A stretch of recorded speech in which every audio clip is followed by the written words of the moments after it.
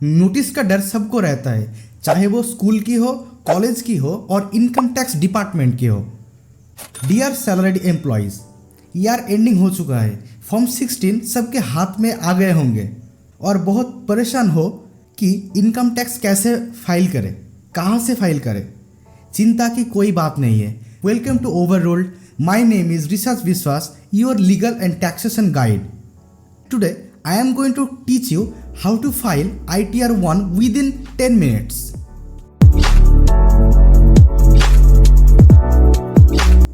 As per Income Tax Act, there are 5 heads of income. But अगर इनमें से आप income from salary, one house property and income from other source के अंदर fall करते हो तो आपके लिए ITR 1 एप्लीकेबल हो जाता है।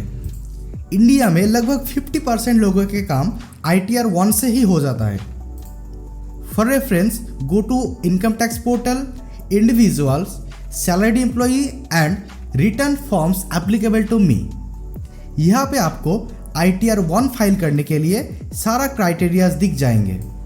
यहाँ पे आपको एक बात ध्यान में रखनी है कि कौन कौन ITR 1 फाइल नहीं कर सकते। अगर आप किसी कंपनी का डायरेक्टर हो और आपके अनलिस्टेड इक्विटी शेयर्स रहता है तो आपके लिए ITR 1 एप्लीकेबल नहीं होगा। इसके अलावा अगर आपका एग्रीकल्चरल इनकम लेस देन 5000 है तब भी आप ITR 1 फाइल कर सकते हो। बहुत सारे लोगों के मन में ये डाउट रहता है कि ITR 1 फाइल करने के लिए आपको बैलेंस शीट की ज़रूरत पड़ेगी, but the thing is that आपको ITR 1 फाइल करने के लिए किसी भी तरह की कोई बैलेंस शीट की ज़रूरत नहीं पड़ती।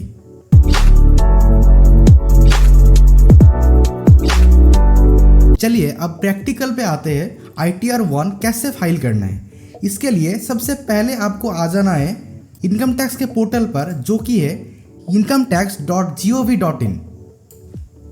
यह आने के बाद आपको लॉगिन पे क्लिक करना है। लॉगिन करने के लिए आपको पैन कार्ड की ज़रूरत पड़ेगी, क्योंकि आपके पैन कार्ड ही आपका यूज़र आईडी होने वाला है। आईडी डालने के बाद पासवर्ड डाल के पोर्टल पे लॉगिन कर लेना है। ITR 1 फाइल करने से पहले आपको 2 फॉर्म्स चेक करना है, जो कि है AIS एंड फॉर्म 26AS। तो ये दोनों फॉर्म होता क्या है, देखिए। AIS वो फॉर्म होता है जिसमें आप जितने भी इंटरनल ट्रांजैक्शंस करते हो, जैसे कि आपका सेविंग्स बैंक के इंटरेस्ट हो गए, आपका FD का इंटरेस्ट हो गए और आपके जितने भी सैलरी डिडक्ट हुए हैं, वो सब फॉर्म AIS पे दिखाएगा। AIS देखने के लिए आपको होम पेज पे AIS आपको दिख जाएंगे। यहाँ पे क्लिक करना है एंड प्रोसीड करना है। उसके बाद यहाँ पे आके आपका कितना सैलरी है और आपका इंटरेस्ट कितना है, ये सब यहाँ पे दिखाएगा। इसके बाद आपको देखना है फॉर्म 26AS। फॉर्म 26AS देखने के लिए आपको होम पेज पे ई फाइलिंग पे क्लिक करना है, income tax returns and form 26AS confirm.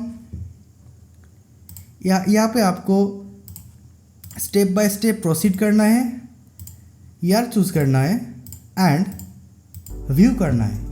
View करने के बाद यहाँ पे आपका जितने भी TDS कटा हुआ है वो आपको यहाँ पे दिख जाएंगे। TDS का मतलब होता है टैक्स डिडक्शन एट सोर्स। ये सब आपको अच्छे से एक बार चेक कर लेना है। चेक करने के बाद आपको फिर से आ जाना है होम पेज पे। यहाँ पे आने के बाद आपको क्लिक करना है फाइल नाउ पे। यहाँ पे आपको चूज़ करना है current year and online recommended, then continue.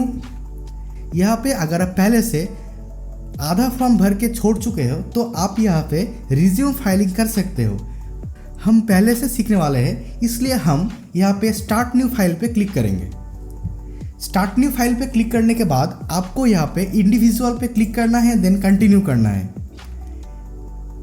Form पे आपको चूज करना है ITR 1 and then proceed. Proceed करने के बाद यहाँ पे लेट स्टार्ट करना है। फाइलिंग रीजन में आपको चूज करना है taxable income more than basic exemptions limit. अगर आपके इनकम 3 लाख के नीचे है फिर भी आप ITR फाइल करने वाले हो तो आप यहाँ पे अदर्स चूज कर सकते हो। Then continue. यहाँ पे आपको 5 सेक्शंस दिख जाएंगे। इन्हीं 5 सेक्शंस को आपको ध्यान से 1 बाय 1 भरना है। सबसे पहले आपको क्लिक करना है पर्सनल इन्फॉर्मेशन पे। पर्सनल इन्फॉर्मेशन में आपका basic details income tax portal पर है वो यहाँ पे दिखाएगा, जैसे कि आपका नाम, आपका डेट ऑफ बर्थ, आपका Aadhaar card number and PAN card number. इसके अलावा नीचे आपको यहाँ पे नेचर ऑफ एम्प्लॉयमेंट पे चूज़ करना है अदर्स, अगर आप किसी प्राइवेट कंपनी में जॉब करते हो तब, और अगर किसी गवर्नमेंट के अंदर काम करते हो तो आप यहाँ पे स्टेट गवर्नमेंट और सेंट्रल गवर्नमेंट चूज़ कर सकते हो। फाइलिंग सेक्शन में आपको चूज़ करना है रिटर्न फाइल्स ऑन और बिफोर ड्यू डेट। इसके बाद आपको नीचे आना है। नीचे आने के बाद जो बैंक डिटेल्स है इसको आप अच्छे से एक बार वेरीफाई कर लेना, क्योंकि अगर आपका TDS कटा हुआ है और उसका रिफंड आता है तो इस बैंक पे ही वो आएगा। देन कंफर्म करना है। आपका पर्सनल इन्फॉर्मेशन फिलअप हो गए हैं। नेक्स्ट जो सेक्शन है वो है gross total income. Gross total income में सबसे पहले आपको यहाँ पे एग्जाम्पशंस के लिए पूछे जाएंगे। ये सब एग्जाम्पशन क्लेम करने के लिए आपके पास प्रॉपर डॉक्यूमेंटेशन होना चाहिए। अगर नहीं है तो आप यहाँ पे सिंपली कंटिन्यू कर दीजिए। उसके बाद यहाँ पे जो इनकम फ्रॉम सैलरी है यहाँ पे आपका ऑटो पॉपुलेटेड होके आ जाएंगे। इसे आप एक बार फॉर्म 16 से मैच कर लेना। अगर ये सही है तब आप आगे फर्दर जा सकते हो, लेकिन अगर ये आपका मैच नहीं है तब आप यहाँ पे एडिट पे क्लिक करके इसको मैनुअली भी पुट कर सकते हो। देन आपको नीचे आना है, अदर सोर्स ऑफ इनकम, यहाँ पे क्लिक करना है। अदर सोर्स पे अगर आपका सेविंग्स बैंक के कुछ इंटरेस्ट आए होंगे तो वो आपको AIS पे दिख जाएंगे। इसे येस करके आपको फिल करना है। उसके बाद आपको डिविडेंड इनकम अगर कोई है, आप शेयर पे इन्वेस्ट करते हो तो यहाँ पे उसको लिखना है, और एनी अदर अगर आपका है तो। देन कंटिन्यू एंड नीचे आके आपको कंफर्म करना है। आपका 2 सेक्शंस कंप्लीट हो गए हैं। अब डिडक्शन के सेक्शन। डिडक्शन के सेक्शन फिल करने से पहले आप कुछ बातें ध्यान में रख लीजिए। इनकम टैक्स के अंदर अभी तक 2 रिजिम है, new tax regime and old tax regime. इस साल आपका न्यू टैक्स रिजिम में ऑटोमेटिक सेट किया हुआ है, तो न्यू टैक्स रिजिम में आपका कोई भी डिडक्शन नहीं मिलेंगे एक्सेप्ट 50,000 स्टैंडर्ड डिडक्शन, एंड आपका कोई PF का डिडक्शन है तो ओल्ड टैक्स रिजिम में आप ये सारा कुछ डिडक्शन क्लेम कर सकते थे। बट इस साल में आप न्यू टैक्स रिजिम में कुछ डिडक्शन क्लेम नहीं कर सकते। यहाँ पे आपको दिखाई दे रहे होंगे सिर्फ आपका जो कंट्रीब्यूशन है टू PF, सिर्फ आप वही अमाउंट क्लेम कर सकते हो। यहाँ पे यस करके आपको वो अमाउंट डाल लेना है, देन कंटिन्यू करना है। नीचे आके आपको कन्फर्म पे क्लिक करना है। ये 3 सेक्शंस कंप्लीट होने के बाद आपको टैक्स पेड के सेक्शन पे आ जाना है।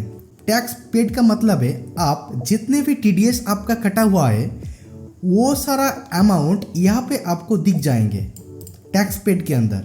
सिंपली आपको नीचे आके कन्फर्म पे क्लिक करना है। नेक्स्ट जो सेक्शन है वो है टोटल टैक्स लायबिलिटी। इनकम के मुताबिक अगर आपका कोई टैक्स लायबिलिटी बनता है तो वो यहाँ पे दिखाएगा। ये देखिए मेरे केस में मेरा 40,000 है।